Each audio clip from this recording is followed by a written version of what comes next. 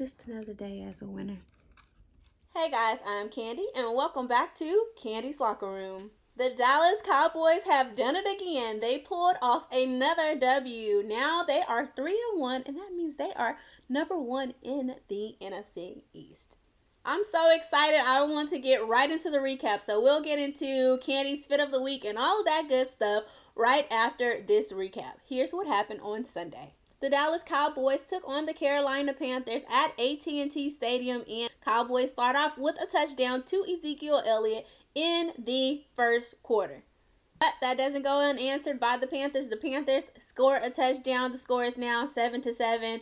And this was one of the worst parts of the game. Schultz fumbles the ball twice, and we luck up twice because he was already down.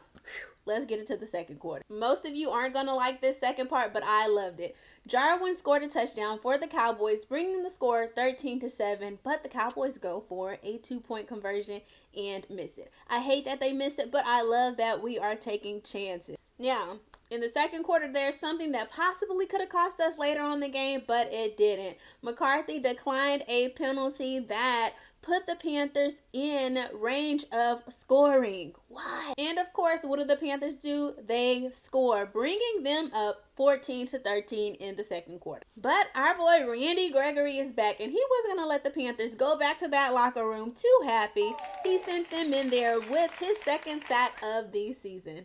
Now, I'll be honest. The first half of this game was a little bit crazy. I knew that it was going to be a tough game. I told you guys that, but I didn't think our O-line was playing up to their potential until the second half. Our O-line came back out after the half and protected Dak like their lives depended on it. Or the Super Bowl, you know. The third quarter, Cooper scores his third Cowboys touchdown of the year, bringing the score up 14-20. After a blazing 47-yard run by Zeke, Schultz runs it in for a touchdown. And for the second time in the game, the Cowboys try a 2-point conversion, and it doesn't quite go our way. The Cowboys are now up 14-26. With like 3 minutes left on the clock in the third quarter, the robber, a.k.a. Trevon Diggs, they called him the robber, so don't think I made up that name, but Trevon Diggs got an interception, and this was his fourth of the season for the Cowboys. And also, I have to read this, he became the second Cowboy in history to record an interception in each of the first 4 games since the NFL merger. For those of you who don't know, that's a long time. After that, the Cowboys scored again. Wilson did a little 1-2 spin move, scored into the end zone. My mother would say he did a skip, hop, and a jump into the end zone. He scored, and that left 23 unanswered points by the Panthers. Didn't everyone say that game was going to be hard? I mean, I said it, but it didn't look hard at this point, right? At this point, the Cowboys were up 33-14, and I think the Panthers had only given up like 30 points this season. So if that is true, guess what? The Cowboys exceeded that with ease. And as if the third quarter wasn't magical enough, Diggs comes out and gets his, I was about to say 10th, I'm sure he'll get there, 5th interception of the season.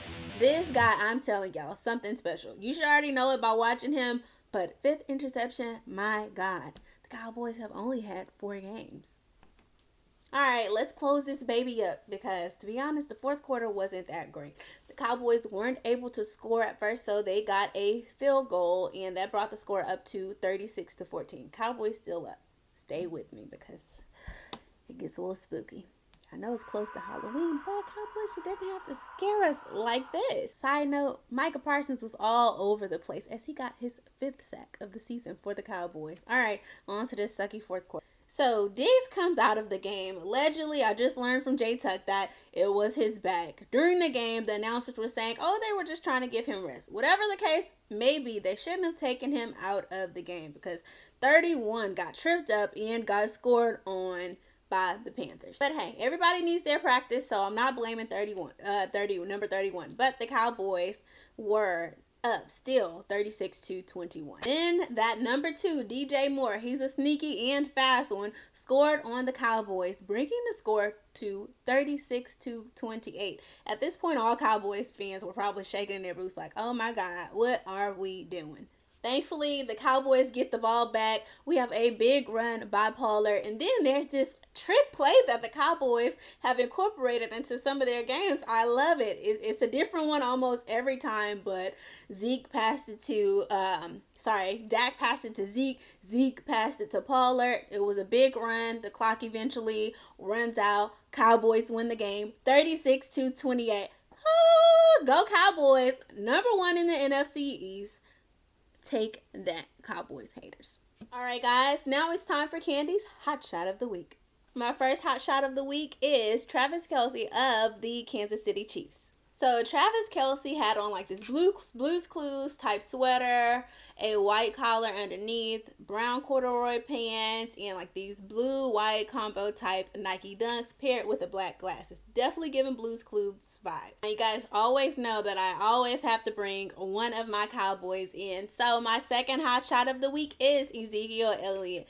He had on a plaid flannel black shirt with his 21 chain on and camouflage. If you know me, you know I love camouflage. Sometimes plaid and camouflage doesn't look good together. Sometimes it does. In this case, it did. It made it work. He made it work for him, and he is my second hot shot of the week. Now it's time for Candy's flag on the play. My flag on the play this week was not an actual fight, but it kind of was. The Patriots against the Buccaneers. What were the Buccaneers doing? These are our Super Bowl contenders. Is this your king, Tampa Bay? Let me just tell you, the Buccaneers did not play how I thought they would play. So, they get my flag on the play. Not everyone did terrible, but I expected a little bit more from the Buccaneers.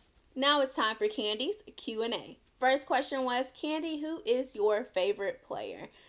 Right now, I don't have a favorite player. I obviously have a favorite team, the Dallas Cowboys, and I honestly think all of my guys are doing great out there. They are killing it, so I'm going to say the team. My Cowboys are my favorite players. The second question was, if the Cowboys make it to the Super Bowl, who do you think will be in the Super Bowl with them? I want to say the Rams right now because I would love to see it. And the Rams are a really good team to me. I would like to see the Rams and the Cowboys together in the Super Bowl. In LA, it's going to be crazy.